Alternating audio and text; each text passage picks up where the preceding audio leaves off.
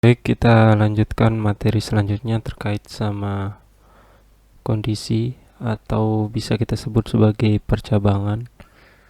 Jadi, percabangan itu adalah suatu pilihan atau opsi dengan kondisi tertentu, atau bisa kita sebut sebagai suatu blok kode yang dieksekusi hanya ketika kriteria yang ditentukan itu terpenuhi, atau bisa kita sebut sebagai jika kondisi yang menjadi syarat itu terpenuhi, maka pilihan dijalankan, jika tidak maka sebaliknya. Jadi di kondisi di dalam Python itu ada beberapa. Jadi yang pertama itu adalah if gitu ya, satu pernyataan. Kemudian yang kedua itu adalah if else, itu yang dua pernyataan. Kemudian yang ketiga itu adalah ada namanya itu adalah else if, itu banyak pernyataan. Dan yang terakhir itu adalah ada switch case. Kemudian nanti ada penambahan terkait sama ternary gitu ya. Kemudian ada juga kondisi logika dan yang lainnya. Terkait juga ada juga namanya itu adalah list comprehension. Nah, sekarang kita mulai dari yang satu pernyataan. Jadi di mana di flowchartnya ini untuk yang satu pernyataan, di mana jika kondisinya itu bernilai benar atau true, maka diproses. Kalau tidak, maka tidak dijalankan apa-apa. Nah, sekarang kita langsung aja mulai di bagian sini. Jadi yang kita langsung masuk ke codingan. Jadi yang pertama itu adalah kita harus buat dulu foldernya. Jadi folder kondisi. Kemudian di bagian sini kita buat main.py nya. Kemudian di bagian sini langsung kita buat untuk yang kondisi satu pernyataan. Jadi untuk yang satu pernyataan itu simpel aja. Kita tinggal buatkan contohnya x sama dengan 10 gitu. Kemudian di bagian sini if x kemudian lebih besar dari 0 gitu ya. Kemudian titik 2. Habis itu kita tinggal print perintah di bagian sini. X adalah bilangan positif. Oke, seperti ini. Ini udah kita buat yang satu pernyataan. Sekarang kita tinggal jalankan dengan cara kita panggil dulu, kita masuk dulu di folder kondisi, kemudian kita jalankan main. Oke, bakalan jalankan untuk proses dari printnya yang x adalah bilangan positif. Kemudian jika dia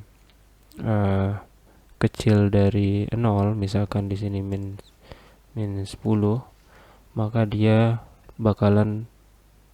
tidak bakalan dijalankan apa-apa. Sekarang kita lanjutkan ke yang dua pernyataan. Jadi untuk dua pernyataan itu, untuk flowchartnya itu adalah jika kondisi bernilai benar atau true, maka bakalan diproses 1. Jika dia bernilai salah, maka dia bakalan diproses 2. Nah, sekarang untuk implementasi ke dalam codingannya, berarti di bagian sini tinggal kita tambahkan aja tinggal tambahkan else, kemudian titik 2. Kemudian di bagian sini kita tambahkan printnya itu di bagian sini x bukan bilangan positif.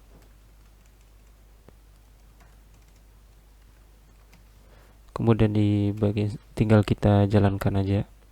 Nah, kebetulan di bagian sini x sama dengan min 10, berarti otomatis yang di bagian sini kita bakalan lihat perbandingannya. Untuk perbandingannya itu min 10 lebih besar dari 0 karena dia dalam bentuk bilangan min gitu ya, bilangan negatif. maka otomatis yang bakalan dijalankan di bagian sini adalah yang X bukan bilangan positif. Kemudian kalau dia 10 gitu ya, berarti otomatis 10 ini lebih besar dari 0, maka yang dijalankan itu adalah X adalah bilangan positif. Nah, sekarang kita langsung aja jalankan. Nah, di bagian sini kita jalankan langsung Python 3 main.py, maka bakalan berjalan X adalah bilangan positif. Kemudian kalau kita minkan di bagian sini, maka bakalan berjalan itu adalah ini X bukan bilangan positif. Nah, ini untuk yang if else. Nah, sekarang kita lanjutkan yang if else gitu ya. Lebih dari dua pernyataan gitu, lebih dari dua pernyataan. Nah, sekarang untuk contohnya itu adalah kita tinggal buatkan di bagian sini. Misalkan contohnya itu adalah misalkan di bagian sini nilai sama dengan 85. Kemudian di bagian sini kita ganti nilai lebih besar sama dengan 90 gitu ya. Kemudian di bagian sini kita masukkan grade-nya itu A. Kemudian di bagian sini kita tambahkan itu adalah else if gitu ya, if nilai lebih besar sama dengan 75, itu grade-nya B.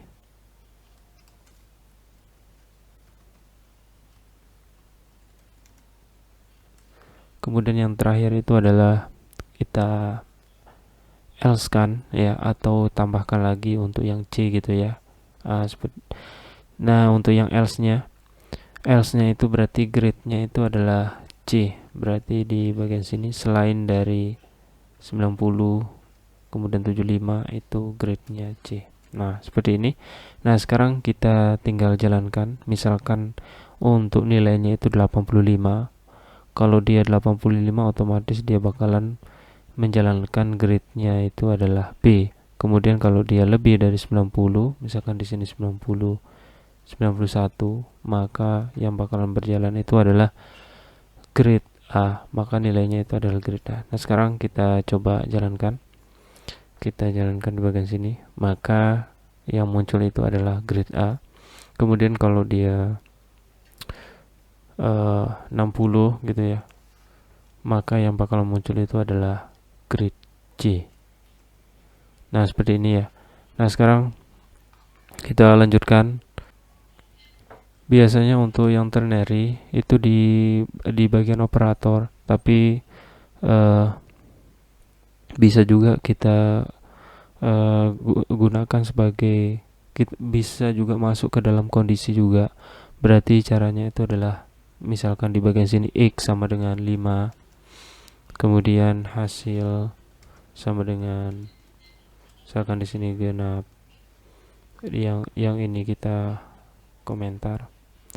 Kemudian di bagian sini tambahkan if X persen gitu ya, 2 sama dengan modulus sama dengan 0, berarti di sini else ganjil. Oke, kayak ini. Habis itu kita tinggal print untuk hasil. Nah, sekarang kita coba ini untuk yang kondisi expression ternary ya. Nah, sekarang kita jalankan. Berarti yang muncul itu adalah ganjil ya. Kemudian kalau dia 2 di sini, berarti otomatis dia bakalan muncul genap. Nah, ada juga kondisi itu namanya itu adalah kondisi logika. Jadi untuk kondisi logika juga hampir mirip sama di bagian operator, cuma ada kita terapkan if-nya. Berarti di bagian sini contohnya itu adalah umur sama dengan 20. Kemudian di bagian sini adalah misalkan ini izin sama dengan true. Nah, baru di bagian sini kita buatkan kondisinya itu umur lebih besar sama dengan 18 n izin. Nah, ini untuk yang logikanya itu ada ada n-nya di bagian sini ya. Berarti menandakan kita buat kondisi logika. Kemudian di bagian sini kita print. Kemudian kita masukkan boleh masuk gitu ya. Kemudian di bagian sini else-nya. Di bagian sini kita print lagi. Tidak boleh masuk gitu ya. Nah, seperti ini. Nah, sekarang kita coba. Berarti umur sama dengan 20 ya. Karena dia lebih besar dan izinnya itu bernilai true. Berarti otomatis dia bakalan boleh masuk. Kecuali kalau dia false di sini. Kemudian dia kurang dari umurnya, misalkan umurnya itu 10, berarti dia nggak boleh masuk. Nah, seperti ini. Oke, mungkin itu aja untuk yang kondisi logika. Nah, sekarang yang terakhir itu adalah namanya itu adalah kondisi Swiss case.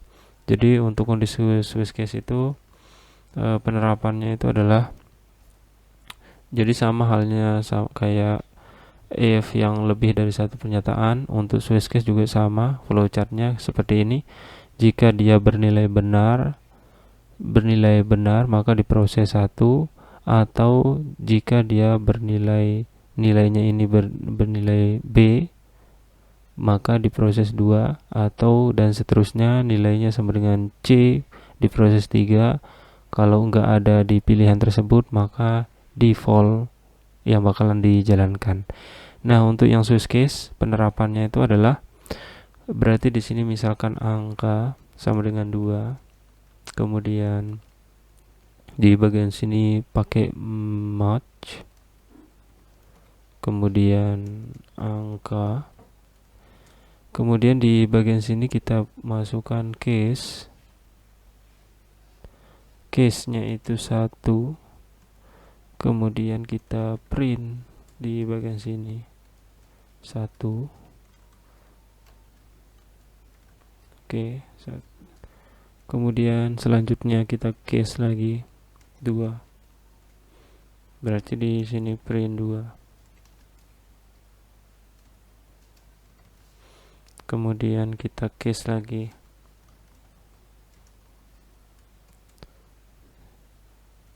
Kita print 3. Dan yang terakhir itu adalah case defaultnya. Berarti ini case kurung siku titik 2. Kita print angka ini, angka tidak dikenali. Oke, seperti ini ya. Berarti kalau kita jalankan untuk yang dimasukkan di bagian sini 2, berarti otomatis yang bakalan dijalankan itu adalah 2. Kalau dia 1 berarti yang dijalankan itu adalah 1. Kita coba jalankan. Berarti yang muncul itu ada 2. Kalau kita jalankan 3, berarti otomatis yang bakalan dipilih itu adalah yang dijalankan itu adalah 3. Nah, seperti ini. Kalau dia 5, berarti dia bakal ngecek apakah ada pilihan di bagian sini 5 gitu. Kalau nggak ada berarti yang bakal muncul angka tidak dikenali. Oke, seperti ini. Ini untuk yang Swiss case. Mungkin itu aja untuk yang materi terkait sama kondisi.